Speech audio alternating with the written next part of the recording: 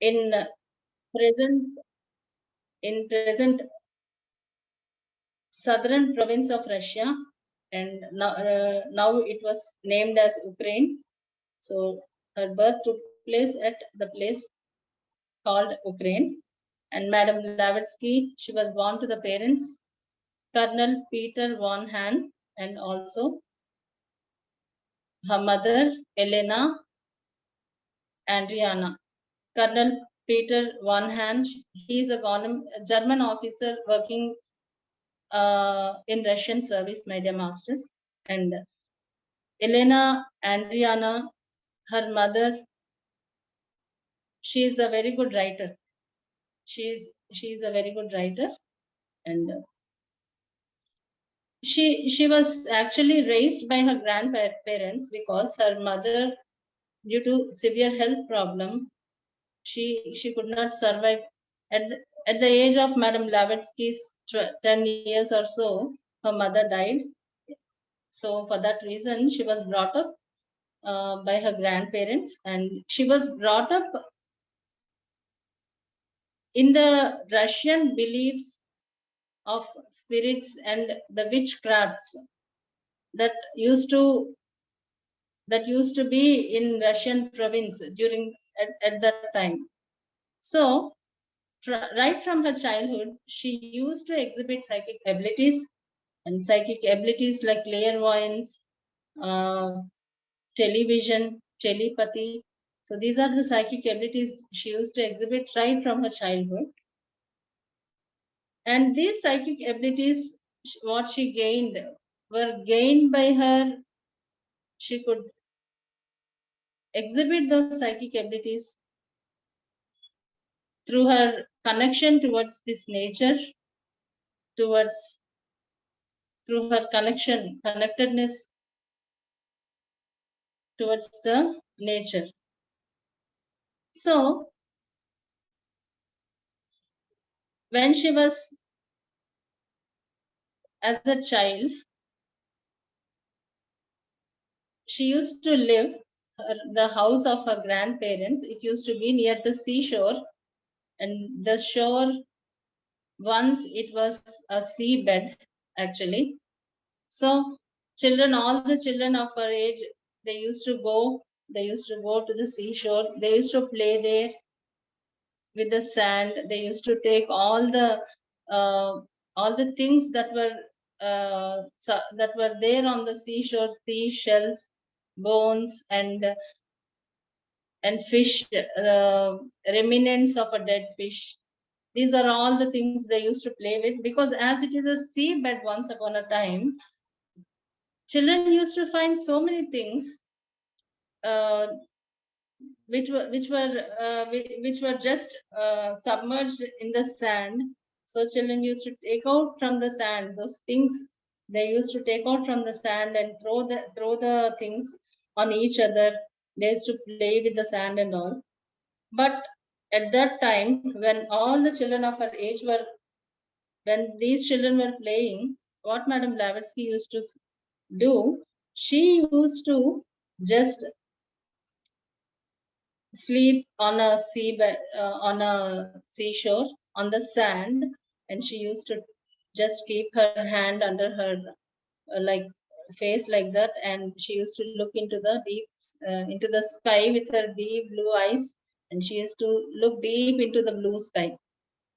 By looking deep into the blue sky, she used to connect to herself, to the divinity of her inner sense. So like that, she used to lost herself by looking into the deep blue sky. She used to lost herself in that divine bliss actually. When she is so young, at that age of young, at that very small age, she used to connect in such a deep sense. So when this was like that, children, they used to interrupt her, ask her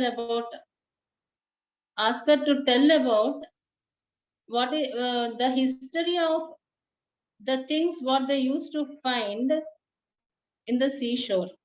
History in the sense, they used to take out a bone from the seashore, and they used to show that bone to Madame Blavatsky and ask her.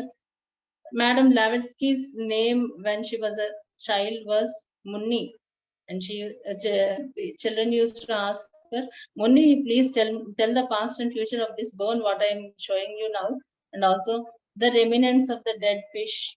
They used to show that, and they used to ask you, tell about the past and future of this, because already the children there, they know that this child at times she can she how she entertained all the rest of the children with the stories that were going on in the past, and how that stories ends in the future. In this type of story, she used to reveal to the children.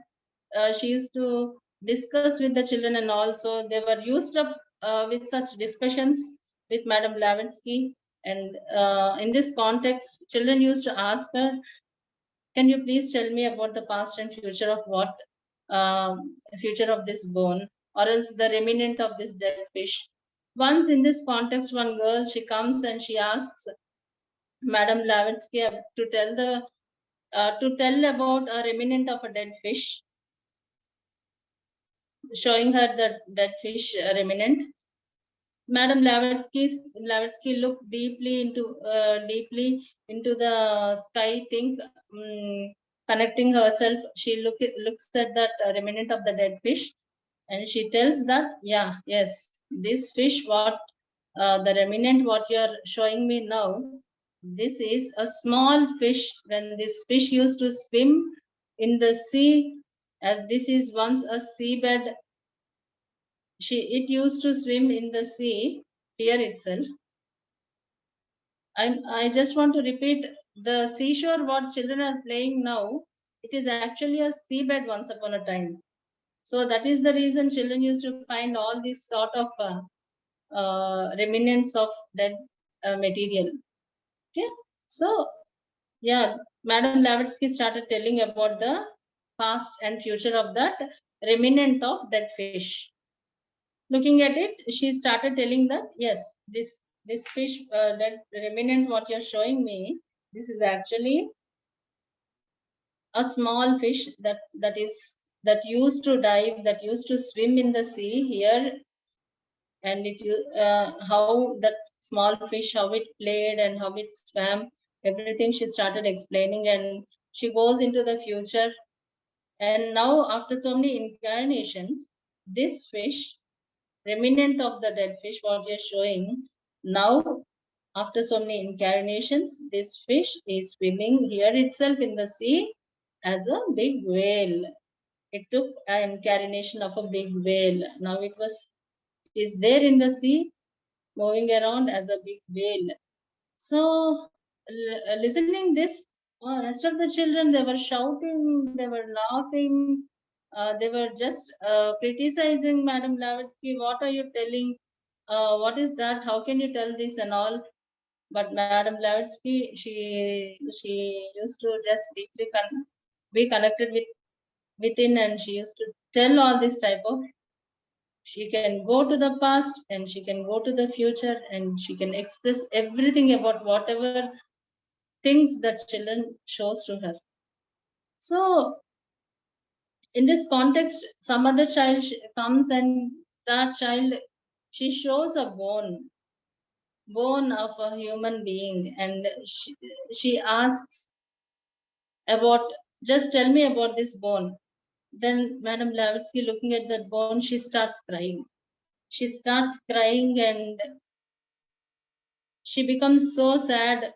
In that sad state, she starts telling that, yes, once upon a time there's a big war that went in this place, and in that big, years and years ago, there's a big war that went in this area, and in that war so many soldiers were shot dead by the arrows and all. So remembering that, thinking about that, going into the past, thinking about the incidents that happened there, she started crying, and she becomes sad. And later on, she tells that, she reveals about all the things that happened regarding that bone. By discussing this incident, especially what we have to know through this incident is that right from her childhood, she is so connected with the well-being of the humanity.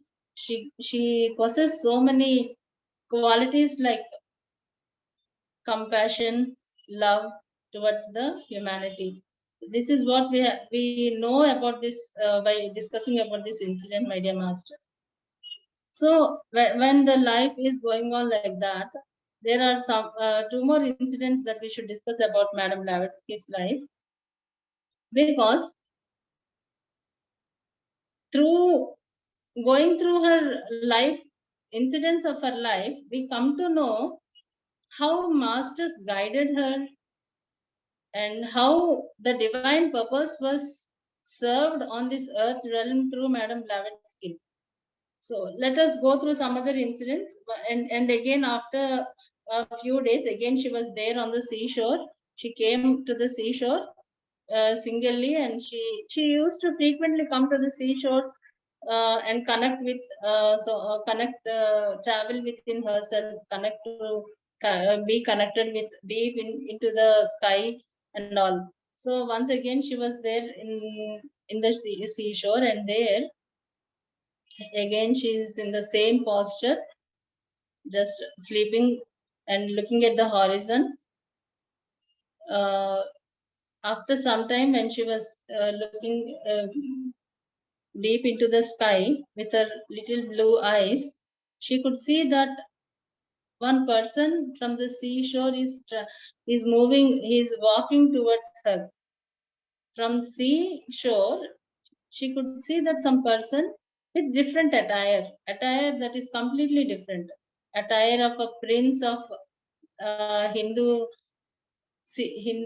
what can I say you, Hindu culture, attire of a prince of Hindu culture. He was, and also that the person who is different in his looks. What I can tell you, he is different. He is not like an Russian person. He is someone different, like a Hindu yogi or Hindu prince. So he was walking towards Madam Blavatsky, and he starts communicating with Madam Blavatsky. Is none other than Master Maurya, Guru, the spiritual Guru, the divine Guru of Madam Blavatsky. Master Maurya, the divine Guru of Madam Blavatsky.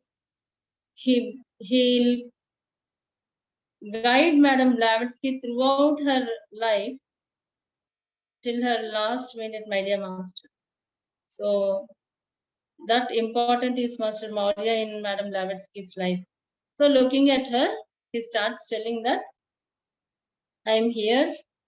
I just want to communicate with you, talk with you about your future purpose of life. Your purpose of life on this earth realm is to share divine wisdom to the entire humanity with the psychic abilities what you have, with supernatural powers what you had, and with your compassion and your love towards this nature and also towards the humanity. Maybe you may be chosen as a person to be used for this divine purpose. So telling this, he gifts Madam Blavatsky with a small horse, with a white horse. Gifting that white horse, he tell that this will be invisible to rest of the people. This will be visible only to you. You can talk, you can ask whatever you feel for, and you can clarify any doubts. Throughout her childhood, that horse that used to be visible to Madam Blavatsky, guide her at times of necessity. Once when she suffered from cholera, she started asking the white horse, can I what about this disease what I'm facing now? Will I be rescued from this? Will I come out of this disease, or else will there be any problem for me with this disease? Then that white horse, it replies, no, this is going to, you're going to come out of this disease within few days and you're going to become better. In this way, Madam Blavatsky used to communicate with this horse. All the parents and elders, Madam Blavatsky communicating, talking with something, some invisible uh, factors, laughing, looking at something, laughing, looking at sky, suddenly crying and all. While they were with Madam Blavatsky with this supernatural behavior or else this peculiar behavior which was not exhibited by any of the rest of the children, they used to feel that why this girl is behaving in this way, why is she so different to rest of the children. So they used to um, actually call her as a ghost child. They stamped her with a name as a ghost child also. In this way, Madam Blavatsky's childhood went in a different way from childhood itself. She used to be very much compassionate, love, and exhibiting so many psychic abilities. The masters, the divine masters, they used to protect Madam Blavatsky at various incidents, out of which two incidents were revealed to us by Madam Blavatsky. My dear masters, I took all this information, what I'm giving you now, from various sources, and I'm presenting it before you, okay? So I just want to tell you this. I took this from so many sources, going through so many sources, and also I'm in touch with one theosophy master, and also I'm clarifying my doubts with him, and I'm presenting this knowledge to you, masters. I just want to tell you this. So, Madam Blavatsky reveals two incidents of her childhood in her future life. Those two incidents were about how she got protected while she was riding a horse once upon a time when she is so small. This incident happened in this way. Once upon a time, when she is so small in her childhood days, she was just riding a horse, and while she was riding a horse, her foot got entangled to the footrest of the horse. So the foot getting entangled, she can't. It so happened that she slipped from the horse and she can't fell on the ground immediately. She got entangled along with the horse was moving on, riding in a very riding so fast, and Madam Blavatsky got her foot got entangled to that foot rest.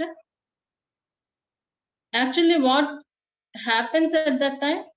The people whose foot got entangled, they'll be dragged on the ground along with the horse while the horse was moving.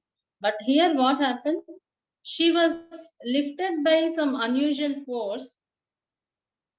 In spite of she being dragged on the ground, she was just moving in the air, lifted by some uh, unusual force. She could experience that buoyancy force, something lifting her in spite of falling on the ground and being dragged along with the horse riding. So this is one specific incident what she revealed, and also she also shared with us that and another incident once when she want to reach a painting hanging to a wall in her house, and that painting was hanging to a wall in a very highest position. So she want to reach that painting, trying to reach that painting. What she did is she just constructed a pyramid with various stools, chairs, and various things, whatever things she could find to construct a pyramid, so that she can climb that pyramid and she can touch that painting. So, with the effort of touching that painting and getting that painting down, she started climbing that pyramid what she constructed with various tools, pairing up one after the other.